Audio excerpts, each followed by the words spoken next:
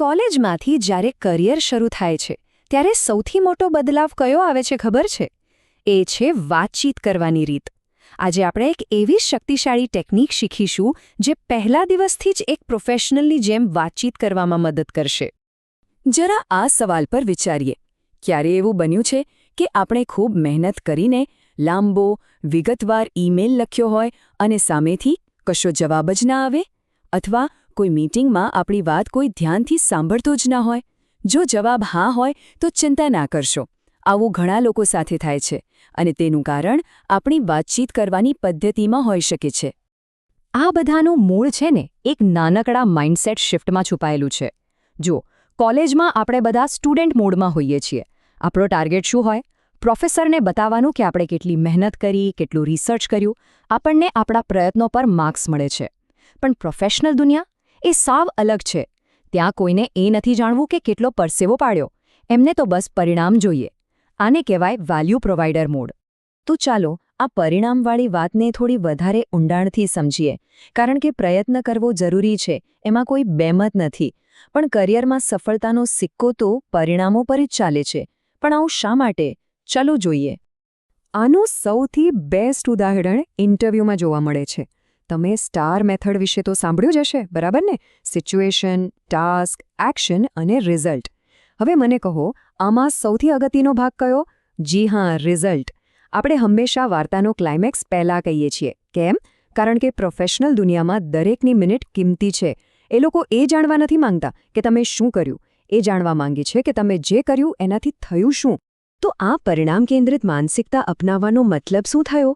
સીધો સાદો મતલબ એ છે કે કોઈ પણ ઈમેલ લખતા પહેલાં, કોઈ મીટિંગમાં જતા પહેલાં કે પછી કોઈ સાથે વાત કરતા પહેલાં પોતાની જાતને એક સવાલ પૂછવાનો. મારો મુખ્ય મુદ્દો શું છે અને હું સામેવાળી વ્યક્તિ પાસેથી શું ઈચ્છું છું? જ્યારે આપણે આ રીતે વિચારવાનું શરૂ કરીએ છીએ ત્યારે આપણે માત્ર કામ નથી કરતા, આપણે પ્રભાવ પાડીએ છીએ. સારું, તો આ પરિણામ કેન્દ્રિત માનસિકતાને રોજિંદા જીવનમાં ઉતારવી કઈ રીતે? શું એને કોઈ ફિક્સ પદ્ધતિ છે? તો જવાબ છે હા, અને ખૂબ જ સરળ છતાં શક્તિશાળી છે. અને આ કોઈ સામાન્ય સલાહ નથી. આ એક પ્રોપર સિસ્ટમ છે જે મિલિટરીથી લઈને મોટી મોટી કંપનીઓમાં પણ વપરાય છે. અને આખી સિસ્ટમનો પાયો એક જ શબ્દ પર ટકેલો છે: આદર. પ્રોફેશનલ દુનિયામાં કોઈના સમયનો આદર કરવો એ સૌથી મોટી સભ્યતા ગણાય છે. જ્યારે આપણે કોઈનો સમય બચાવીએ છીએ ત્યારે આપણે ખરેખર એમના કામનો અને એમનો આદર કરીએ છીએ. અને સારા સંબંધો બનાવવાનો આનાથી સારો કોઈ રસ્તો હોઈ શકે? આ પદ્ધતિનું નામ છે BLUF, એટલે કે બોટમ લાઇન અપ ફ્રન્ટ. આ ટેકનિક મૂળ અમેરિકન આર્મીમાંથી આવી છે, જ્યાં સ્પષ્ટ વાતચીત જીવન-મરણનો સવાલ બની જતી હોય છે. નિયમ એકદમ સીધો અને સરળ છે. વાતનો જે સૌથી અગત્યનો ભાગ છે, પછી એ કોઈ નિષ્કર્ષ હોય, કોઈ ભલામણ હોય કે પછી કોઈ રિક્વેસ્ટ હોય, એને હંમેશા પહેલા જ વાક્યમાં કહી દો. બ્લફ વાપરવું એકદમ સહેલું છે. 3 સ્ટેપ્સ છે. પહેલું, સીધો મુદ્દો કહો.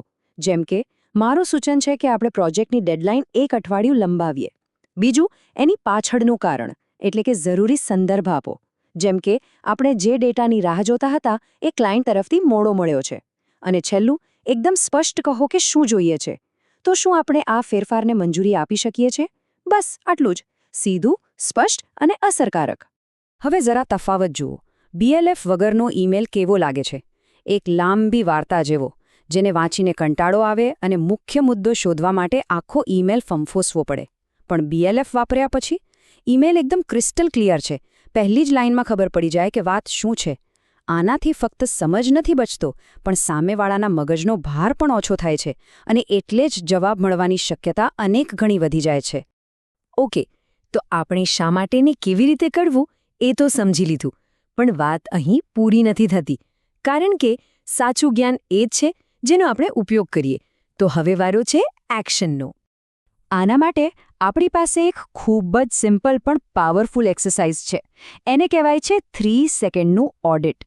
ફટાફટ થઈ જાય, એકદમ સહેલી છે અને વાતચીત કરવાની રીતને કાયમ માટે બદલી શકે છે. તો ટાસ્ક આ છે.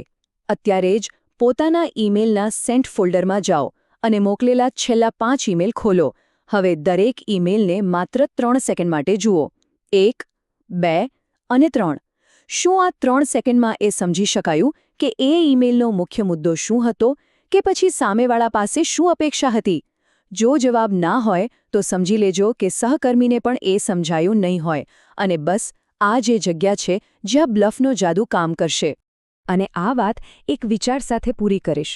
જરા કલ્પના કરો કે જો મોકલેલો દરેક ઈમેલ, દરેક મેસેજ કોઈના 5 મિનિટ બચાવે તો એક દિવસમાં, એક અઠવાડિયામાં અને એક વર્ષમાં એની કેટલી મોટી અસર થશે. યાદ રાખજો, સ્પષ્ટ અને સીધી વાતચીત માત્ર કામની સ્પીડ નથી વધારતી, એ એક એવા પ્રોફેશનલ બનાવે છે જેની સાથે દરેક જણ કામ કરવા માંગે છે, એક સાચા મૂલ્ય પ્રદાતા.